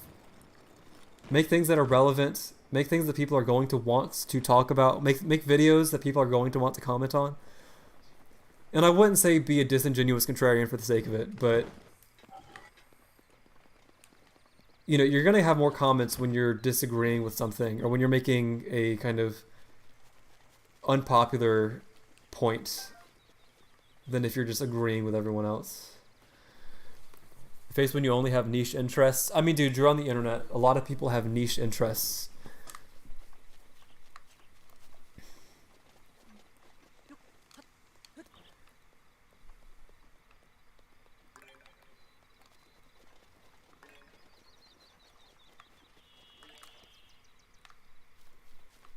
Maybe just think about how passionate your niche is. Right, like Metal Gear Solid is like a kind of niche thing, like in the grand scheme of the world. That being said, it's got a very, very, very, very passionate fan base that really cares about it. So, tweeting for sure. Once got a YouTuber with 400k subs to give me feedback on a vid. He sadly didn't promote it though, haha. Lucky me, I am a genuine contrarian. Well, that's good. No disingenuous. I'm the same way, dude. Yeah, sometimes with Twitter, like, you know, if someone responds to your tweet or if they'll, like, quote tweet a response, especially when their audience overlaps with yours. Like, Distant Kingdom makes videos criticizing Pokemon, so I make this massive video criticizing Pokemon. Of course, his viewers are going to be interested in watching that, right? It's only natural. So I don't know if, like, DMC has any big YouTubers or, like, there's, like, a passionate community discussing the game. Like, let's say that there's some big DMC YouTuber. You know, that guy making those videos, or that guy talking about that series, would probably love to watch your video. Like, he would probably just enjoy to watch it on his own anyways. So you just send it to him, be like, hey man, I really like, you know, maybe don't like kiss his ass, but be like, hey man, I really like your take on these things. I really like, you know, the way you talk about DMC or whatever. Would you be interested in checking out my video? And, you know, maybe he doesn't respond. Maybe he quote tweets it. Maybe he sends it out to other people, and then you get a following based on that, man. Like, you never know. It's always better to put yourself out there than to not. But it is always risky, just generally in life, to put a ton of time and effort into something, not knowing how well you're going to do. It's like if your employer said, okay, you're going to work, you know, for 2 weeks. Can you invert the camera of this game? You can. Oh, hold on. What are the options? Does this game not have options?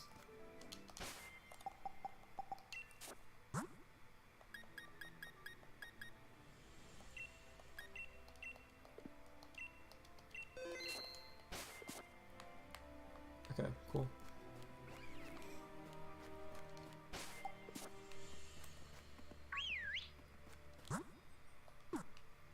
I like playing this game like it's Fletcher's Arceus, but that's not how it works.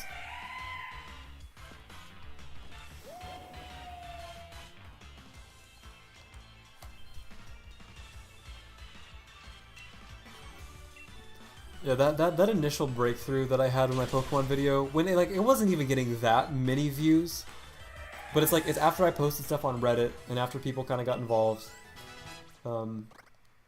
That process of just like people starting to subscribe to my channel and me getting like quite a few comments about it, that was awesome. Like that was one of the best days of my life. And there were like a lot of other good things that happened that day. But I look back on that like initial exposure really fondly.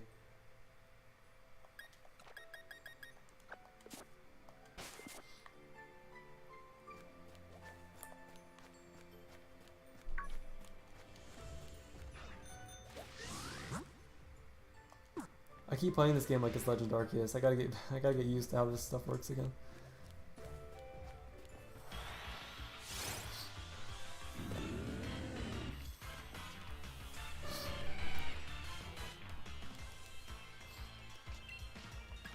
So that's been a big reason why I've been a little hesitant to get back into videos. It's like, just, you know, it's if your employer said, hey, work for 100 hours and I'll pay you anywhere from $10 to $3,000 afterwards, and you won't know until after you've done the work.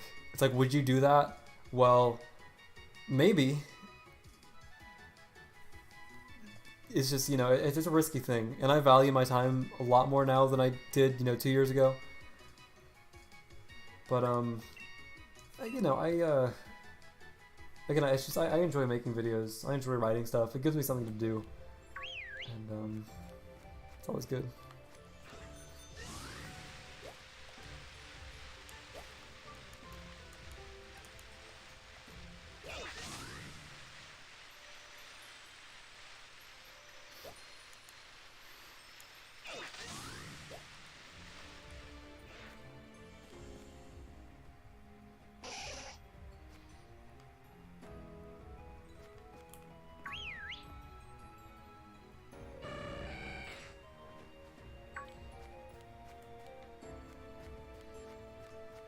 Look at how much personality that Nidoran female had.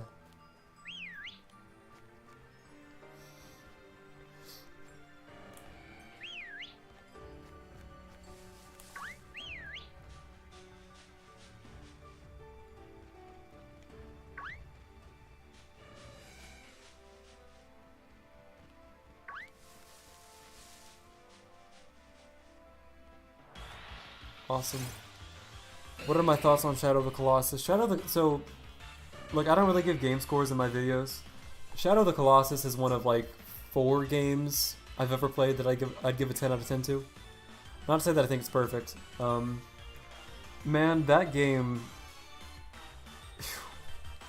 you know, that's one of, how do I say this?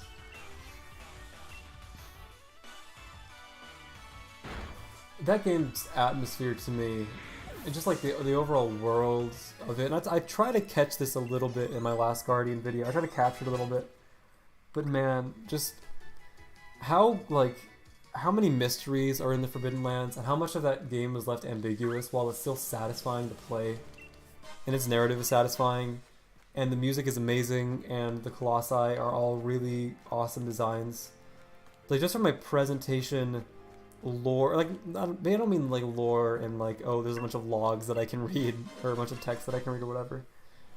Just like the tone of a setting and the atmosphere of a game, I think that's probably my all-time favorite. And man, I'll say that game has the best opening to anything ever. The shot in the beginning when Wander is just, he's got mono on aggro, and he's just walking, or he's trotting along to the Forbidden Lands for the first time, and the camera just like pans up to just that glowing sky, and that opening music just really swells. Dude, when I replayed that game from my last Guardian video, I got choked up there. Man, it's just, that game is so emotionally impactful, and it's just such a memorable experience, and I love just how weird it is. I don't know, the reason I would never make a video on Shadow of the Colossus, just because it's such a well-analyzed game. There's not a whole lot I can add to it, and with all of my videos, I'm trying to add to the conversation. So like with the last Guardian thing, I don't think a lot of the things I had to say about it had been said. Just in the research I'd done on it, the things I had read, the videos I had watched, and so on. But no, Shadow of the Colossus is definitely like an all-time favorite for me. Thanks for exploring the subject this much for the record. On what platform does one stay in touch with you? I have video evidence of you saying dead ass. Well, I mean, I stream. I have a Twitter. I don't use it. If you needed to DM me or something, no, don't DM me, just tweet at me, because I don't check my DMs, as I talked about earlier. That's probably your best bet. My Twitter, it's literally just Jack Down Surfer. I don't tweet ever, really. I've maybe tweeted like 3 times over the past year. So I used to have it linked all over my channel. I don't anymore. It's just, it's not worth it.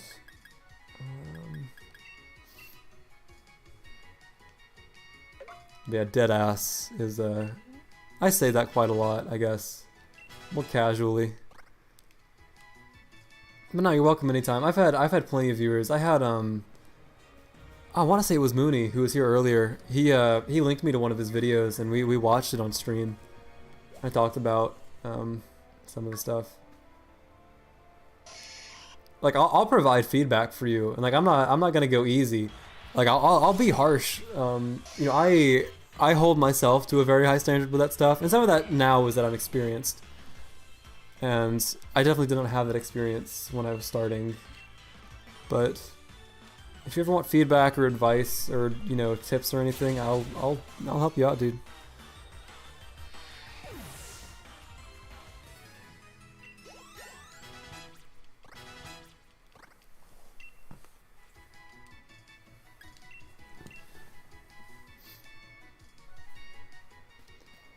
So the main thing I'm trying to do here is just compare the way Pokemon interact with you to how they do in Legends Arceus.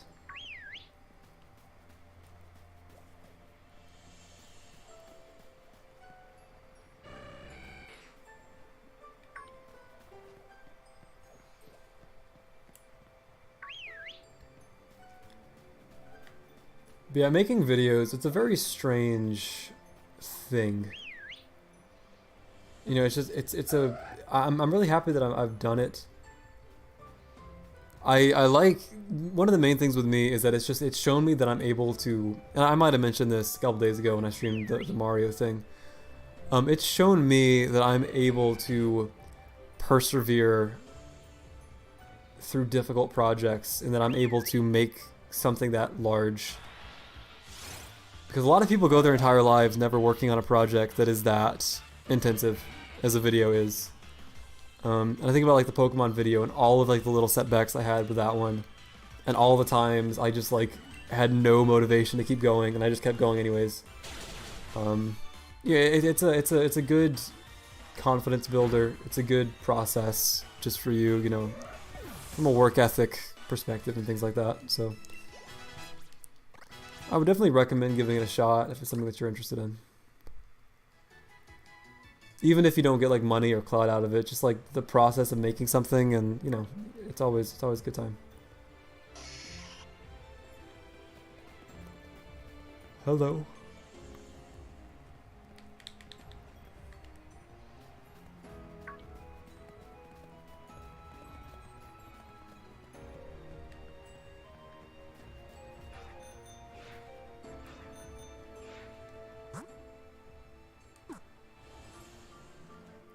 Controls of this game are so confusing. It's just I want to do Legends Arceus controls, but this game is not the same.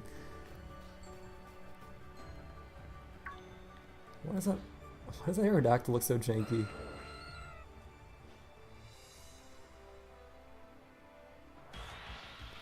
Cool.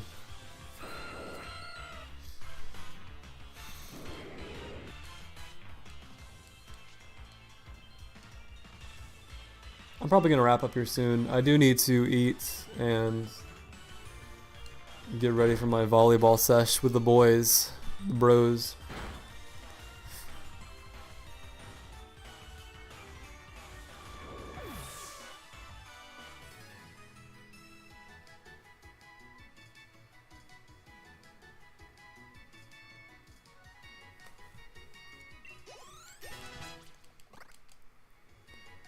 No, this has been a good time. I always enjoy streaming. It's a strange thing. I mentioned this on Monday, but like having to talk without any sort of feedback. I mean, I get chat, but like the non-verbal communication is just completely absent, and it can be kind of strange sometimes.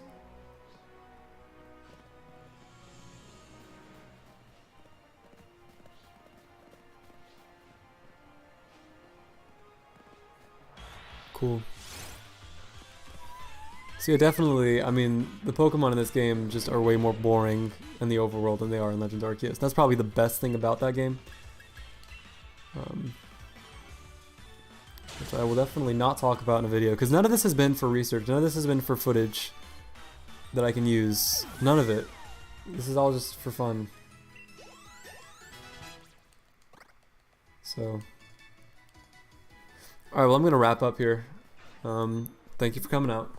I'm probably going to leave the VOD for this up a little bit. If you want to go see any of my previous streams, I have them in a playlist on my channel. I'll also upload them to my second channel eventually, which is linked somewhere in my in like my about section. So it's a good stream. Thanks for coming out. I'll probably stream again here in a little bit just to finish up the Mario stuff that I started on Monday. But